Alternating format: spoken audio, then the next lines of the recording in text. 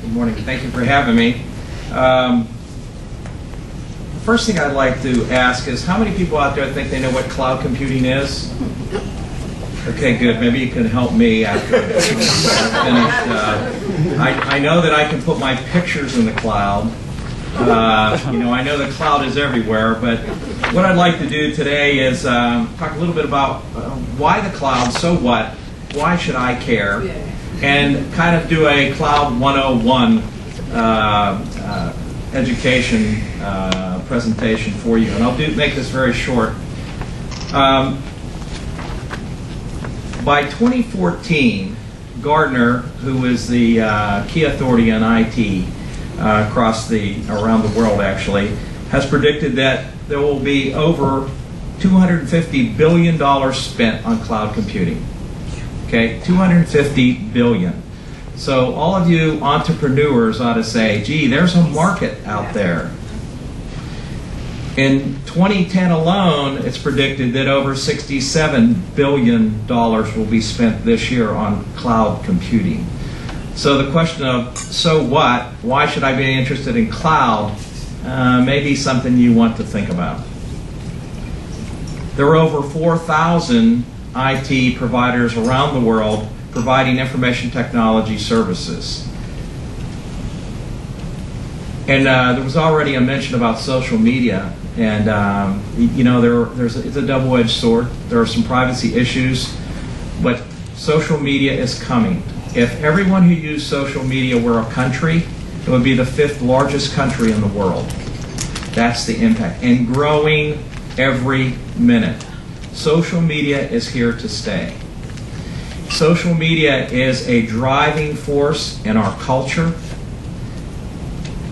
in our economy, and in everything we do. It has become ubiquitous. Mobile phones. I remember a few years ago, more years than I would like to admit, there was a guy by the name of Gates. You may have heard of him, a Microsoft guy. And he wrote a book called The Way Ahead. Any of you happen to read that book? It was about what's going to be the future. In that book, he talked about a thing that everybody laughed about called an intelligent appliance. Okay? It's here. Everything you want to do can be done on this phone. Everything you want to know can be done on a smartphone. So whether we want it or not, it is here, and we need to know how to deal with it. We need to know how to leverage it for our businesses. We need to know how to protect our privacy. We need to understand the environment because it is here. We have to deal with it.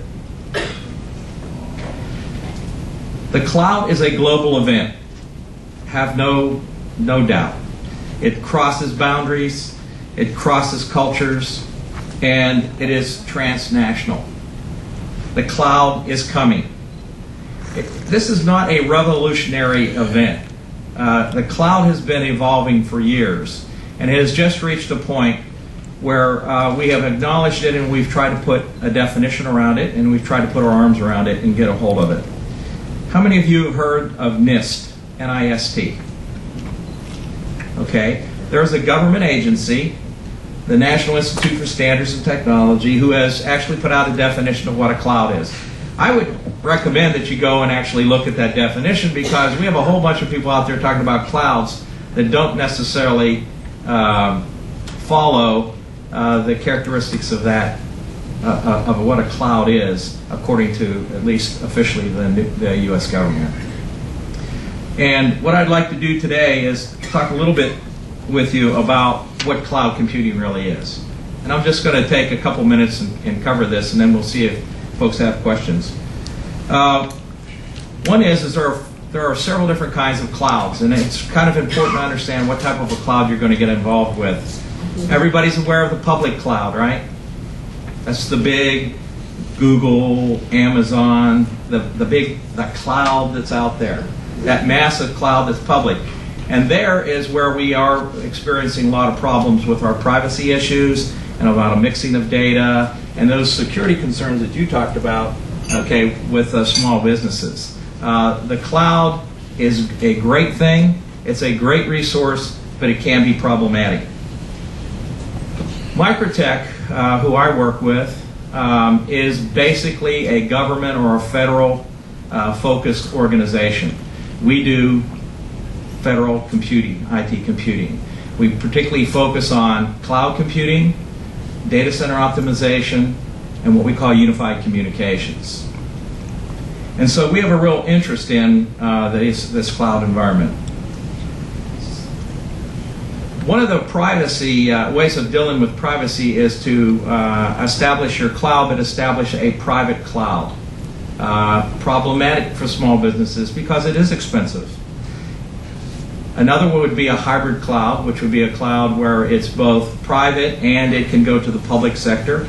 And then the fourth variety of cloud, according to NIST, is one that is called community. And that would be where, say, a group of doctors or physicians or of others who joined together and had their own little private clouds within one larger resource that they would be sharing.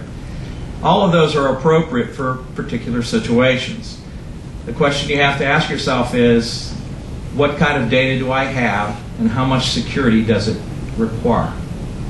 When you're talking about HIPAA, that's maybe not classified like DoD, that certainly is sensitive material. And it is protected by the government. So you have to have an environment that will in fact protect that. So the first thing we know is that there are different kinds of clouds. And I always thought clouds were big fluffy clouds and dark clouds that rained on you and high clouds and low clouds, but we've redefined what clouds are today. The important part of a cloud is, why would I be interested in that? What benefit is there to it? Well, there's a variety of characteristics with clouds that you should understand. One is, it's on demand. It's self-service. And so what that means is you can go in and you can get more of it, or if you don't need it, you can give it up. Now, from a resource standpoint, that's very important. And from a cost standpoint, that's very important. That can make a cloud very cost effective for you because you can choose how much data you need to store. And if you have surges, say you have a tax company, you can surge for that tax time and then you can back off on those services when you don't need them. You need to have access to broadband networks. In other words, people will not put up with latency. You remember the old days when we used to type and it was one letter at a time came up? Yeah, you're just not going to go for that now. On your phone, if it doesn't load like that, you go to another site. Right? We are really spoiled. We can't even use PowerPoint anymore. Now we use digital signage. Okay? Because we're used to that TV quality, that movie quality presentation. So people have become spoiled. And IT is a part of everyone's life. It's not just for the young, it is ubiquitous. It's everywhere. We expect to be able to get all the knowledge of the world, anytime, any place, and get it instantly. The big advantage of cloud is the concept of resource pooling. So what you need to think about is maybe you as an individual small business cannot afford to have that IT support you need, but what if you could pool resources with others that you have that trust relationship that he was talking about and share those resources in a private cloud environment or in a cloud environment to where you were more comfortable with how your data was being stored. Resource pooling is a very large advantage, and that is why the government and the commercial businesses are moving to the cloud arena. And that's the ability to pool resources and reduce cost and have much better data and IT services than they could afford by themselves. The other thing is it's measured, and by measured it means you pay for it by the drink. You pay for what you want and only what you want. So now you don't have to go out and have 100 petabytes of storage when you only need a gigabyte of storage. Now there's exabytes. Yeah, we don't even want to go there, trust me. Okay? The point being is that with a cloud environment, you can have measured services. And by that I mean that you can pay for just what you want and just what you need. no more and no less. So all of those characteristics lead to cost savings. So hopefully now you understand why the government has come out with a requirement for cloud first. You must look at a cloud environment. You must consider a cloud environment before you do any other type of IT. Another business case for looking at the cloud, and that is that the government has been required to look at and move to cloud environment. You have three pieces to the cloud. You know, everybody knows you can put your pictures in the cloud, right? That's kind of a software as a service. But everything is about services. So we can provide software as a service, we can provide what they call platform as a service, and we can provide infrastructure as a service. And so now what we're saying is if you have the ability to, say, run your own applications, you may just need some place to put them.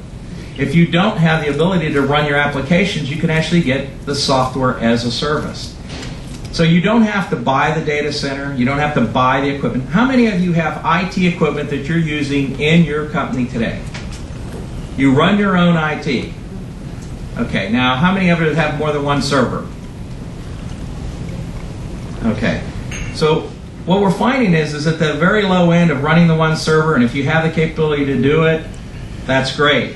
But as you grow and you need more and more capability, and particularly maybe it would be data as a service, you may have to look at some other options of trying to get into a cloud community where you can share those resources. I mentioned social media as an emerging technology. Another technology that is emerging that you should be aware of is, it used to be that we had video over here and we had the internet over here. And you really, anything that was in video, you really couldn't search it, you really couldn't find anything. I remember I was talking to a commercial organization and they said, boy, we're having a corporate cerebral hemorrhage. And by that they meant that all of their senior engineers and management were leaving their organization. A lot of organizations out there experiencing that. But they had the solution. The solution was, we're going to do a 2-hour videotape for every executive as they leave. Okay, so now they had 6,000 hours of video. How many times do you think those 6,000 hours were accessed in the previous year? 0. Nobody's going to sit through the, I mean, think about it. Now, what if I could tell you that I can take your content and 60 times faster than real time, I can index it and be able to search it, not just for keywords, but for concepts.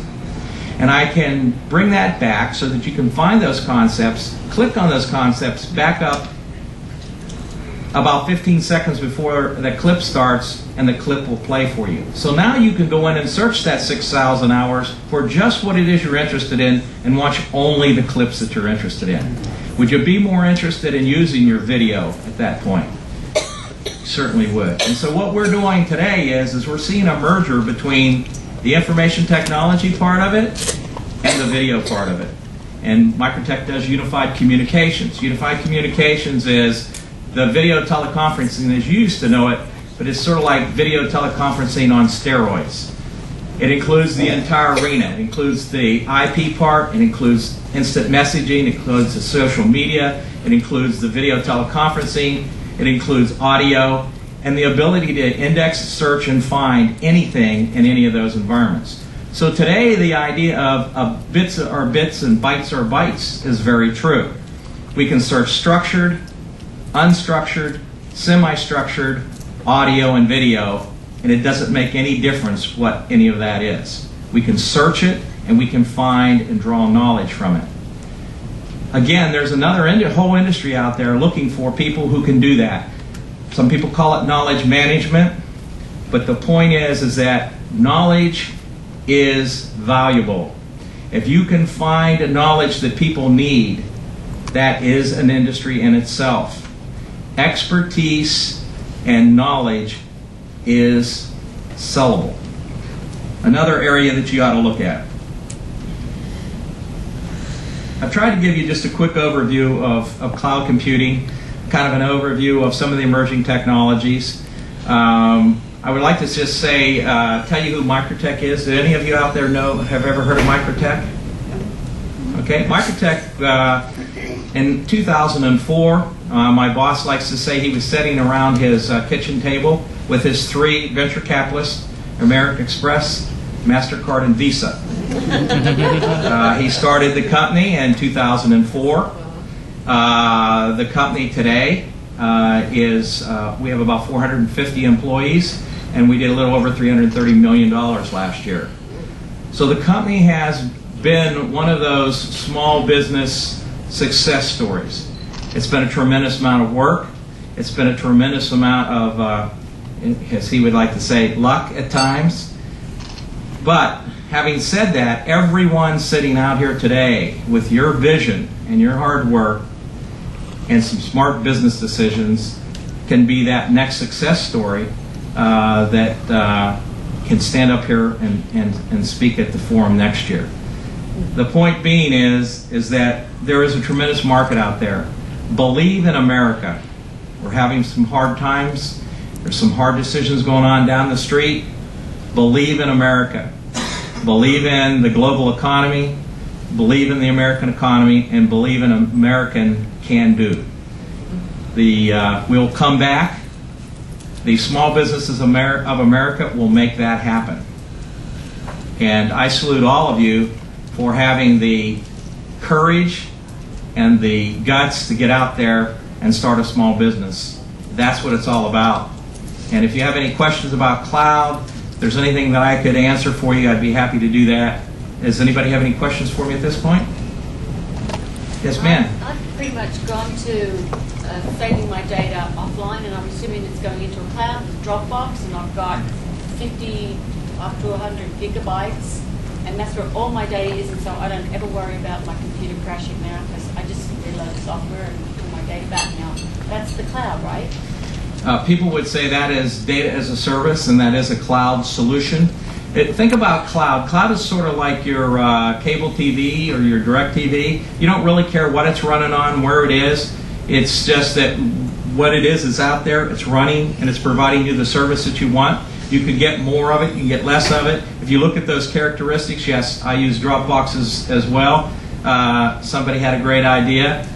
There's always concerns with privacy. How much privacy do you really have? How much security do you really have? What can you put up there? What can't you put up there? And the government is going through that today, and that is that what is the data that I can put up in this environment, this public environment, and what is it I have to keep in a private environment?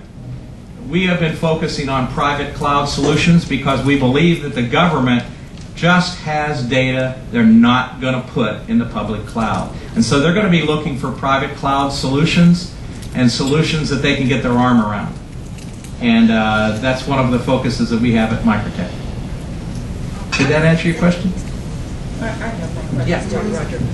You were talking about pool resourcing, which is something that small businesses, especially women businesses, would be interested in. Right. But when you do the pool resourcing, are you looking at pooling with like businesses? And if so, how can you be assured that your proprietary information that you maybe put in these pool resources would be safe from the other business?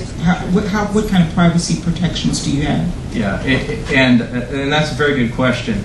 Let me try and give you an example. One of the places we've seen a lot of professionals pooling is in the health arena. Doctors pooling together, putting their data in a common database, a common environment, because there's a trust relationship of that group of doctors within that area, say the metropolitan DC area, or a group of dentists, or a group of, we were doing our open house in our building up in Tyson's Corner. We just opened up a new innovation and integration center at Microtech. And we had the doors open and people were starting to come in, and I looked down and there's this guy standing down there in a little white coat. And he was one of the docs from the building, and he said, "Wow, I heard you guys were opening up. I hear you do cloud computing." He said, "I want to get in the cloud." And he said, "I got a whole bunch of buddies that want to too." And his real concern was exactly that. I can't put that up on Amazon or Google. You know, actually you could, but it's all about trust. It's all about, and it's more cultural, folks, than it is technical. The security can be provided, and various security levels can be provided. But the point being is that it's about trust, and that if you trust each other and you want to share, but even when you share that data in the cloud, it can be separated so that this doctor's data and this doctor's data will never intermingle. We can keep that security in any way. So there's external security, and that's the guys trying to hack in. That's what I call the the wall. And then there's also internal security, and that's the leakage of data across the internal environment. All of your cloud providers, in fact, deal with that. They all look at it. My recommendation is when you're looking at a cloud provider, you need to ask some questions. You need to ask some security questions. You need to ask what types of security provisions they have in place. You need to ask about their qualifications. It's just like anything else. You want to know that they, in fact, can do what they're doing. They're not two guys in a truck, okay, who also at night have a computer where they store your data on it. It's very important. The government has very strict standards for security, and very strict standards even for the facility and the physical security of those environments. So security is, and that is the big question every time with cloud. How about security? Sir. My name is Chen, and just like a lot of small business owners, I manage my tiny Forex fund, and I use the free Google Doc to store my transaction information. And how secure or how dangerous it is to put up my information on Google Doc? I will just say that, remember, Google Docs is a public storage area. There is security. Google does everything it can to protect your security.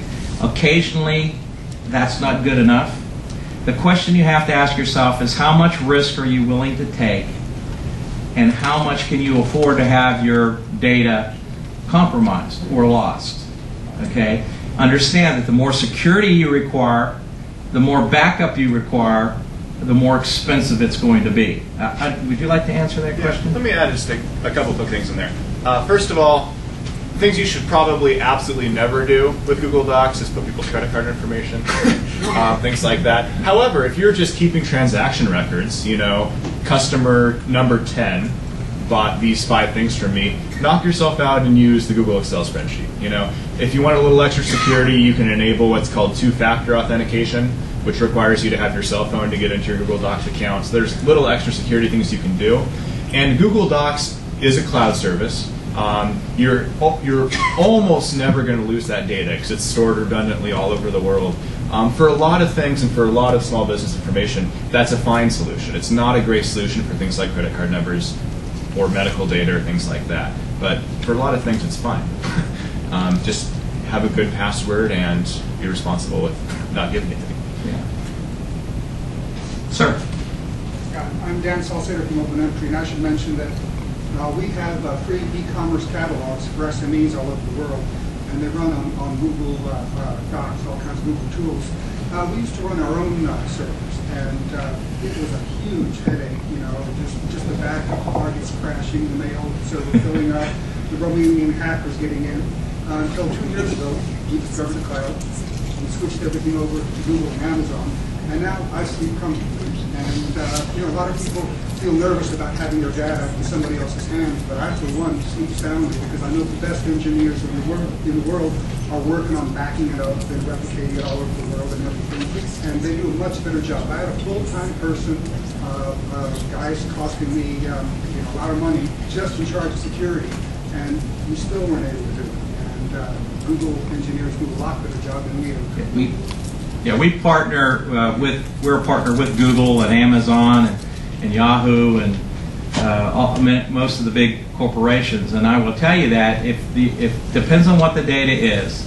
If it's general data that you need to store but have access to, then those sites are great. And as he said, they are great about security. Occasionally somebody will get it. But who's going to come down and look for your info? There's a lot of other info they're going to look for first. But you got to not put sensitive information on those sites. You cannot put credit cards, social security numbers.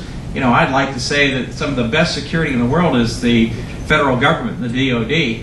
My social security number was compromised, okay? So, hey, it happens. There's no imaginal line that somebody can't cross. It's about balancing risk, and it's about balancing cost and resources. I would recommend to you that you certainly consider cloud environments. It's resource pooling. If you have sensitive information that you feel less comfortable with, maybe that's where you can pool resources with other groups and organizations that you feel comfortable with, and maybe together you can afford that private environment that gives you the more security. But it is not, you have got to look into who is storing your data and what their processes and procedures and what's their credibility. You have to look into that. Don't just trust it. Other? Roger, I'm sorry, I don't I'm want to sorry. monopolize, but I'm just speaking on behalf of small businesses, especially our organization working with small women businesses. When you talk about these pool resources, what kind of cost are you talking about? How many businesses would have to go into this in order to make it something that they could afford? Yeah. I wish I could give you a number, but the point is the cheapest way to go is the Googles and the Amazons, because those are the most pooled resources. Right. If you have other data that you, as I said, more sensitive data that you have to trust, the thing is the vast majority of your data will probably be where you can put it on Google and it's no big deal. It's perfectly okay. There may be some sensitive data, but that you may be able to secure yourself offline for the most part and keep your costs down. So think about, what do I need to secure and keep my arms around, and what do I just need to keep and have lots of capacity to do? My recommendation would be is, say one of the businesses has a pretty good IT system and so on and so forth. You put your stuff on Google, and then you take the sensitive stuff and you pool your resources, maybe working with that one organization, and do your own private cloud. It's all about access and security, though. I wish I had a better solution for you. IT's expensive.